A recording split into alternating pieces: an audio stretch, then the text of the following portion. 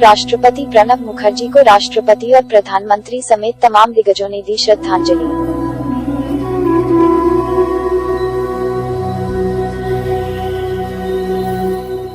5 दशक की दलीय राजनीति के बाद राष्ट्रपति के रूप में देश को नई दिशा देने वाले भारत रत्न प्रणब मुखर्जी का सोमवार को दिल्ली के सैन्य अस्पताल में निधन हो गया। 84 वर्षीय प्रणब 10 अगस्त से अस्पताल में भर्ती थे। अंतिम दर्शन के लिए प्रणब के पार्थिव शरीर को उनके आवास 10 राजाजी मार्ग पर लाया गया है। यहाँ पहुंचकर राष्ट्रपति रामनाथ कोविंद, उपराष्ट्रपति वेंकैया नायडू और प्रधानमंत्री नरेंद्र मोदी समेत अन्य दिग्गजों ने उन्हें श्रद्धांजलि दी।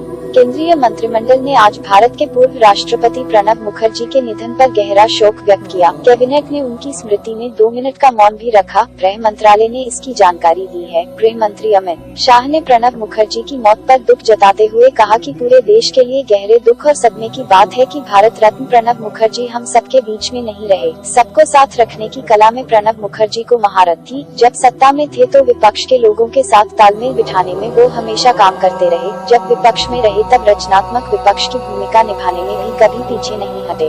भारतीय राजनीति की स्थिति में प्रणब की तरह ही कांतिवान रहकर प्रणबदा काम करते रहे, चाहे पक्ष हो या विपक्ष।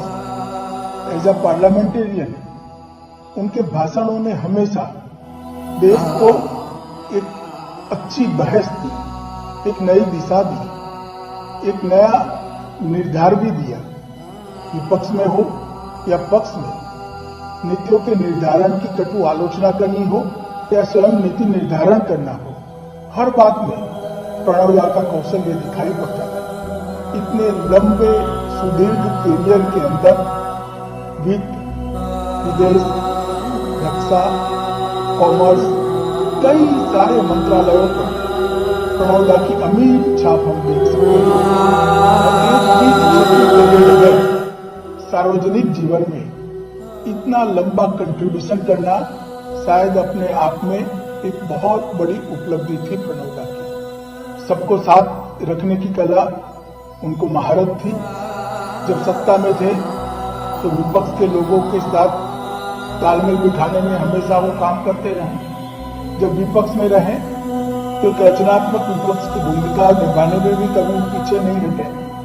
कांग्रेस को अपने सेवा का माध्यम बनाकर हुए प्रणबदा ने एक लंबे समय तक भारतीय राजनीति को कंट्रीब्यूट किया, समृद्ध किया और एक अच्छा दिशादर्शन किया।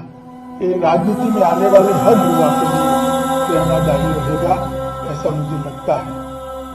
भाजपा नेता ज्योतिरादित्य सिंधिया ने पूर्व राष्ट्रपति प्रणब मुखर्जी को उनके आवास 10 राजाजी मार्ग पर श्रद्धांजलि दी। कांग्रेस के पूर्व अध्यक्ष राहुल गांधी ने पूर्व राष्ट्रपति प्रणब मुखर्जी को उनके आवास पर पहुंचकर श्रद्धांजलि दी। कांग्रेस के नेता गुलाम नबी आजाद ने भी यहां पहुंचकर श्रद्धांजलि दी। पूर्व प्रधानमंत्री मनमोहन सिंह ने पूर्व राष्ट्रपति प्रणब मुखर्जी को उनके आवास पर पहुंचकर श्रद्धांजलि दी। इससे पहले दिल्ली के मुख्यमंत्री अरविंद केजरीवाल ने उन्हें यहां श्रद्धांजलि दी। भाजपा अध्यक्ष जेपी नड्डा, कांग्रेस के नेता अधीर रंजन चौधरी और भाकपा नेता डी राजा ने पूर्व राष्ट्रपति प्रणब मुखर्जी को उनके आवास पर पहुंचकर श्रद्धांजलि दी। रक्षा मंत्री राजनाथ सिंह, स्वास्थ्य मंत्री हर्षवर्धन, लोकसभा स्पीकर ओम बिरला ने पूर्व राष्ट्रपति प्रणब मुखर्जी को उनके आवास पर पहुंचकर श्रद्धांजलि दी। Chief of defence staff CDS general Bipin Rawat, सेना प्रमुख जनरल एम नरवणे, वायु सेना प्रमुख air chief marshal RKS Bhadauria और नौसेना प्रमुख एडमिरल करमबीर सिंह ने उन्हें श्रद्धांजलि दी।